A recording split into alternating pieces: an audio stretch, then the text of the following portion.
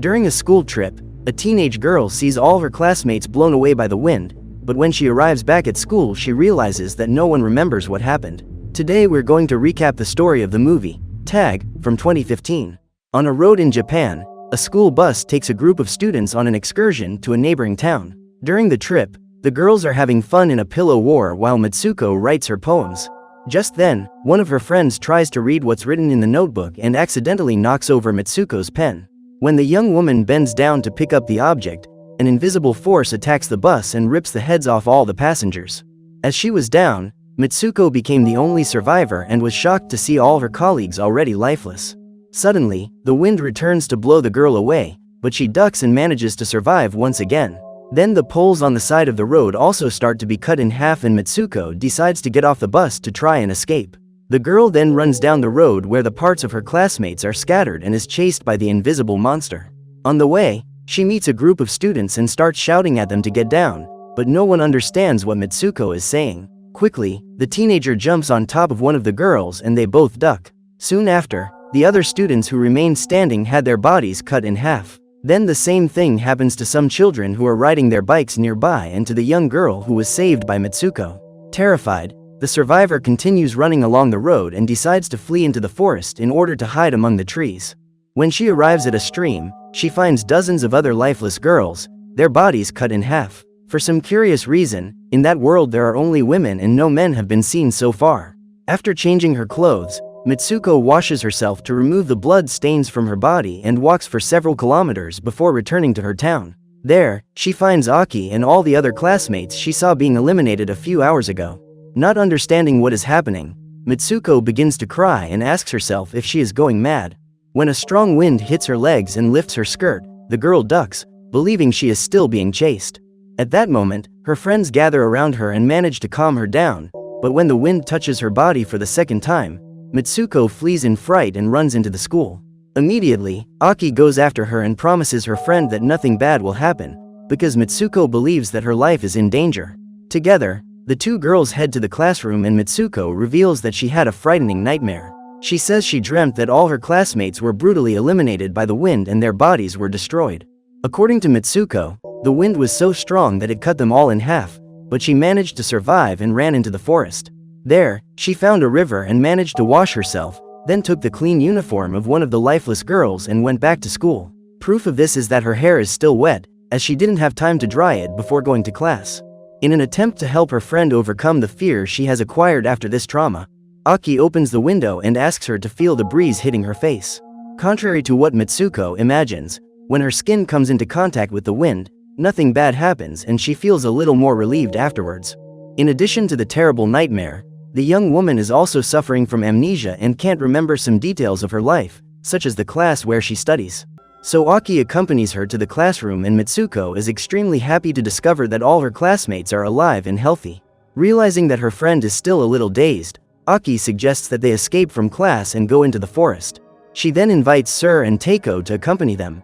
Before leaving the school, the girls run into their teacher and have to run to avoid being stopped. After leaving school, the four friends quickly run off into the forest to the lake. At this point, they sit down on a tree trunk and Aki reveals to the other girls the dream that Mitsuko had that night.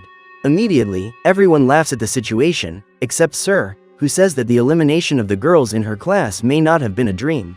According to her, this could have happened in a parallel universe, since the number of alternative realities is infinite. The young woman says she read in a book that there is an infinite number of each person and their other versions are scattered in multiple universes. To show how this theory works, Sir throws a stone into the lake and shows that this action has caused a disturbance in the water. However, in a parallel universe the other self didn't throw that stone and, because of that choice, life could take a different course. Teiko doesn't believe this theory, so Sir asks her to go closer to the lake to look at the ripples in the water. Suddenly, a giant crocodile appears and attacks Teiko with its huge mouth. Luckily, this didn't really happen and was just a hypothetical situation created by Sir to prove that every action has a possible consequence. At that moment, the young woman finds two pillows on the ground and says that someone has spent the night in the forest. Even though she doesn't know who those pillows belong to, Teiko decides to take one of them and throw it at her friends. While they're having fun together, Mitsuko notices a drop of blood on her finger and then spots two girls a few meters away, watching their friends play in the forest. Seconds later, she looked back at the same spot, but the two girls she had never seen before had disappeared. Confused, Mitsuko continues to throw the pillow at her friends until Sir decides to talk about the multiverses again and says that each person's fate has already been decided, so it can't be changed. According to the young woman, there is only one possible way to cheat fate, and that is to do something spontaneous that you would never normally do. At this point, she starts screaming and throwing the branches she finds on the ground. Finally, Sir threatens to jump into the lake, but her friends start shouting and beg her not to. Aki then calls Mitsuko to come back to school, because they need to study as they will soon have to take their end-of-term exams. While the two friends run back to school, Sir and Teiko decide to stay behind and the pair manage to get to class before the start of the second lesson. Soon afterwards, the teacher appears and begins to go over the content on the board. After opening the book, Mitsuko looks at the floor and sees a pillow. The young girl is confused, as she doesn't know how the pillow got there. Mitsuko looks at Aki for answers, but the girl just asks her friend to throw the pillow to her. As she does so, Mitsuko hears the sound of a minigun and suddenly the teacher starts firing countless shots that wipe out all her students. Once again, Mitsuko is the only survivor and is about to be eliminated by Mrs. Mitsuko when Sir and Teiko show up and remove the girl from the classroom. The trio then run around the school and hide in another room, where they find Akami. The girl is desperate and asks what's going on, as her teacher has eliminated all her classmates. When Mitsuko appears, the young woman tries to talk to her to understand the reason for the attack and is also eliminated. The shots make her fall out of the window and when she hits the ground, she is already lifeless. In an attempt to save her friends, Teiko decides to attack her teacher, but is pushed away and loses her hand when she tries to use it to defend herself. The teacher then shoots the girl and Teiko perish immediately. At that moment, the two survivors try to escape, but Sir ends up being shot before she has a chance to leave the room. At this point, the young woman advises Mitsuko to run away and says that she needs to survive. Then, when Sir perish, she runs out of the school with the other students, because all the teachers have gone mad and decided to attack them. During the escape, Mitsuko finds some of her colleagues who are still alive and Hatsu wonders why this chaos is happening. The teenager claims that only Mitsuko can save them, and when the group is about to leave the school, all the girls except Mitsuko have their bodies cut in half by the wind. Once again, Mitsuko is tormented by this nightmare and has to flee. She runs through the city in search of shelter, but finds no one who can help her. Minutes later, the student arrives in a street full of women and finds a police station. As she approaches the policewoman, Mitsuko tries to tell her what happened and keeps hearing her friend's screams, but when she leaves the police station, everything seems normal. Looking at the girl's face, the policewoman recognizes her and starts calling her Keiko. She introduces herself as Tomoko and asks why the girl is wearing that school uniform. Looking in the mirror, the young woman realizes that she looks completely different. She is now a 25-year-old woman and Tomoko's former classmate. The policewoman then takes her old friend to a wedding reception and there Keiko meets several of her old schoolmates, who seem very happy to see her. The women drag Keiko into a house, where she meets Aki again and discovers that all those people are her bridesmaids.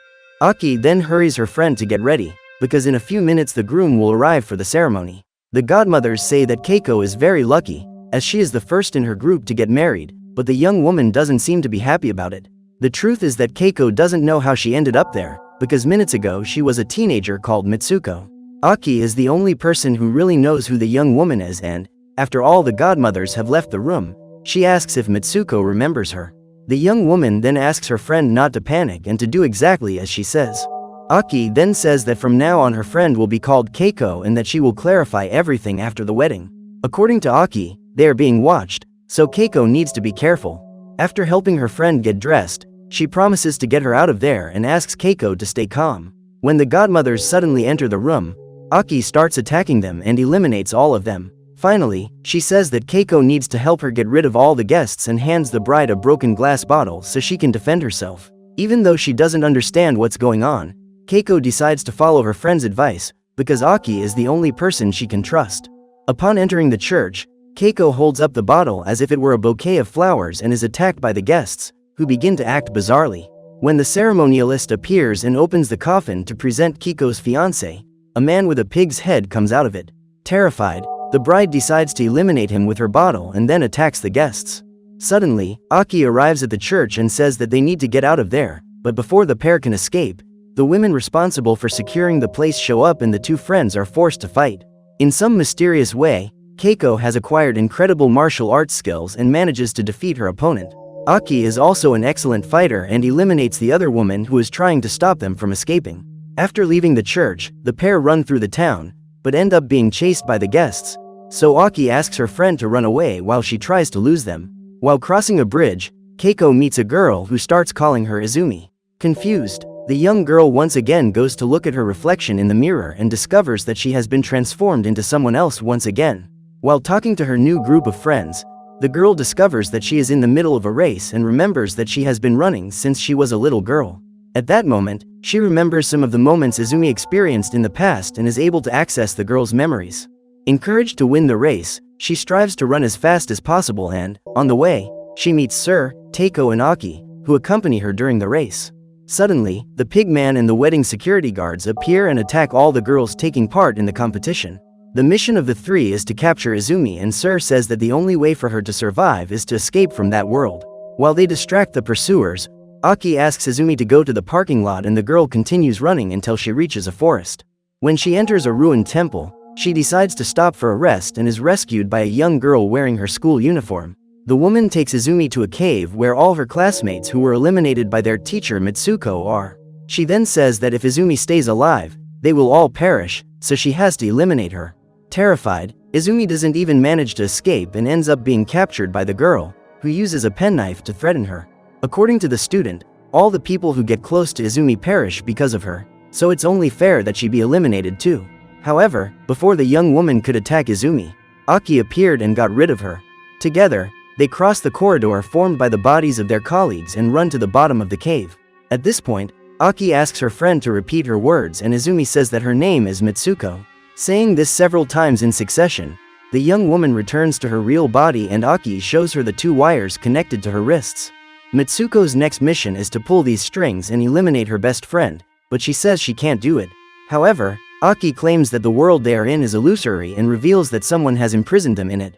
According to the young woman, only Mitsuko is capable of stopping those responsible for creating that alternative version of reality. Because she is the protagonist of that story, Aki says that if she doesn't do this, her friends will be trapped there forever and Mitsuko will continue to be persecuted for all eternity. Therefore, only she is able to free herself and all her colleagues who were sent to that world against their will. One of the key steps for Mitsuko to accomplish this mission is to destroy her best friend, so she has to pull the strings. As she does so, Aki feels a lot of pain, but nevertheless encourages her friend to keep going until her body is broken in half. Just then, a portal opens and Mitsuko follows the cables coming out of it. As she goes through the portal, she ends up in the kitchen of a restaurant, where she finds several men at work. When she manages to get out of there, Mitsuko finds a poster with a photo of the three girls she has been transformed into and discovers that she is just a character in a game that exists in the world of men. Just then, one of the guys approaches Mitsuko and says that he never thought she would get this far. He then reveals that the young woman is in the future, at which point Mitsuko faints. When she wakes up, she is back in the cave and walks slowly out, where she finds a forest covered in snow. Mitsuko then enters a temple where she finds several skins of female characters, most of whom are dressed in school uniforms. Suddenly, the young woman finds an elderly man sitting in the temple facing a TV, where Mitsuko can see a recording of all the chaos she has faced in recent days. At this point, the teenager discovers that the old man is the one who was controlling everything through the video game and, when he sees the protagonist, he interrupts his game to talk to her. According to the elderly man, Mitsuko perished a long time ago, in the spring of 2034. After the elimination of the girl and her friends, he took a DNA sample from all of them and managed to reconstruct them. Seeing her own body trapped inside a shop window, Mitsuko is desperate and furious to learn that her DNA has been used as a form of entertainment. Just then, the young man who rescued her from the world of men appears and lies down on a bed. He then invites Mitsuko to join him. After lying down next to him, she remembers Sir saying that only an unexpected move could change her fate and she attacks that guy with all her fury. Then Mitsuko takes the old man's cane and pierces her own body, taking her life. In doing so, she causes her own elimination in all the previous moments in which she had to fight to save herself. On the school bus, instead of writing poems, the young girl uses the pen to pierce herself and Keiko rips open her own stomach as she walks down the aisle. This means that Izumi also perished during the race, since the three characters are the same person. After taking this drastic action, Mitsuko manages to free herself and all the other girls who were being held prisoner in that brutal game. So what did you think of this movie?